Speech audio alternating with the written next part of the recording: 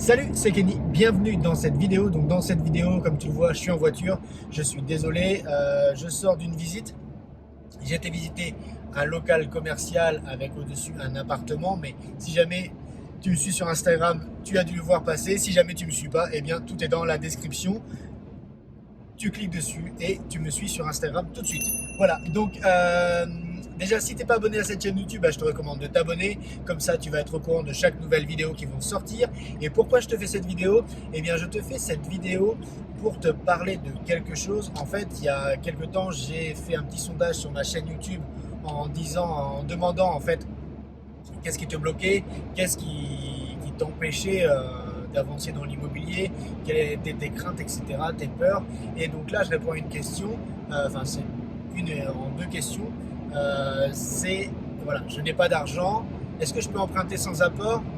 Je n'ai pas d'argent. Voilà. C'est souvent un peu des questions comme ça qui reviennent. Alors, oui, tu peux emprunter sans apport, même si c'est de plus en plus compliqué, c'est vrai avec les banques. Je ne vais pas te dire oui, tu peux emprunter sans apport partout, c'est faux, complètement faux. C'est de plus en plus compliqué. Alors attention, après, il ne faut pas confondre sans apport et sans argent. C'est deux choses complètement différentes. Tu peux très bien avoir de l'épargne et ne pas le mettre et dire à ton banquier que eh bien, tu veux la garder au cas où, en fait, pour sécuriser ton investissement. Par exemple, pour acheter les meubles, pour avoir quelques mois de secours au cas où ça ne va pas, etc. Ton banquier va tout de suite le comprendre. Et de toute façon, la plupart des banquiers qui sont assez raisonnables et assez réfléchis ne vont pas vider ton épargne pour que tu investisses dans l'immobilier.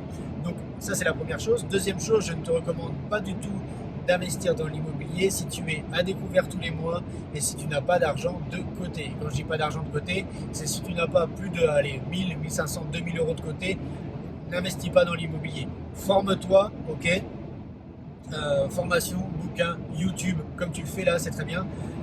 Forme-toi et mets de l'argent de côté, ensuite investis. Pourquoi? Eh bien parce que déjà, faut pas rêver, hein, le banquier, si tu es tout le temps à découvert, il va pas te prêter, il va pas te prêter de l'argent et avoir peur, enfin tu vois, c'est normal qu'il va avoir peur que tu ne rembourses pas. Donc voilà, ne sois pas découvert et de l'épargne, et là tu pourras investir plus sereinement.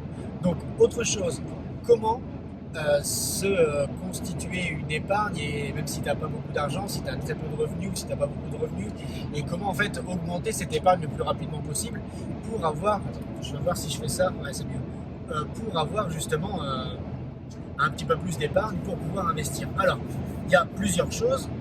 Tu peux trouver un boulot supplémentaire, ok, des petits extras, des boulots supplémentaires qui vont te payer, je sais pas, peut-être en liquide ou peut-être pas, je sais pas si on a le droit de dire ça, mais voilà, tu t'en fous. Donc, trouver des boulots supplémentaires. Ensuite, tu peux un petit peu te serrer la ceinture. Moi, je l'ai fait énormément pour investir dans l'immobilier parce que je voulais aller assez vite. Et voilà.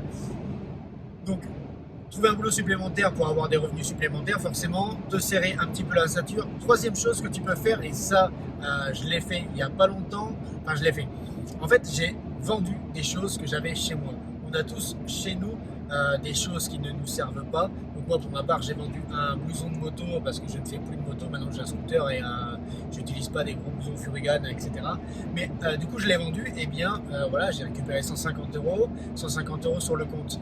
Et bien, je trouve et je pense, enfin, c'est mon point de vue, mais on a tous chez nous des choses qu'on peut vendre, que ce soit des fringues, des chaussures, des montres. Voilà, j'ai vendu aussi 2 paires de skis, une planche de surf. Et bien, voilà, tout ça, en fait, tu récupères de l'argent.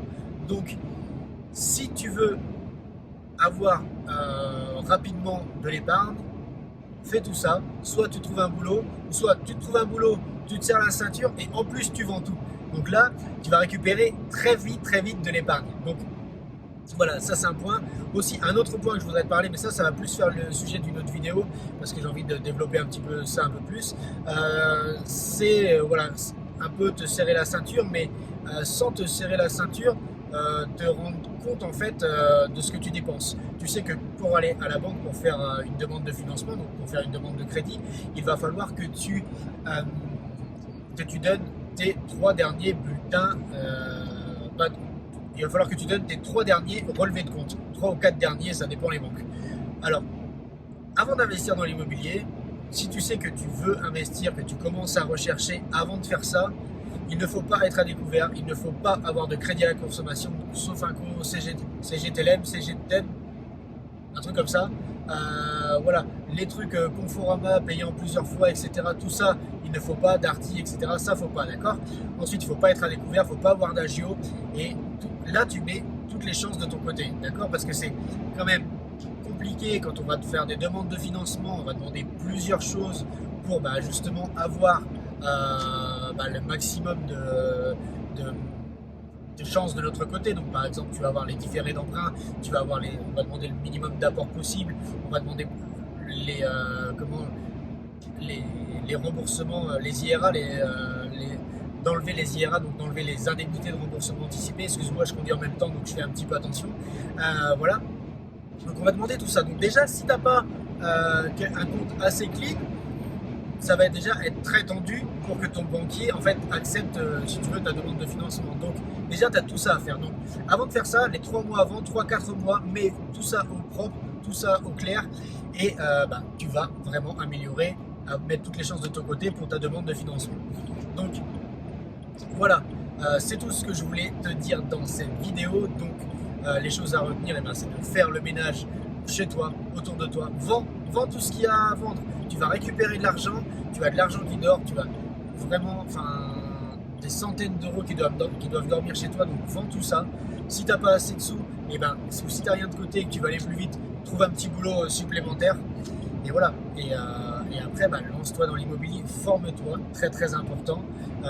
Justement, on y vient en dessous de cette vidéo, dans la description, tu cliques dessus, tu as un e-book qui est 100% offert. C'est les 10 étapes clés pour réussir ton investissement. C'est offert, tu cliques dessus, tu mets ton prénom, ton adresse mail et je t'envoie tout ça. Ok? Donc voilà, là tu as un petit e-book, tu vas pouvoir lire et en apprendre un petit peu plus. Donc voilà, donc je te dis à bientôt pour une prochaine vidéo. J'espère pas en voiture, mais voilà. Allez, je te dis à bientôt. Ciao!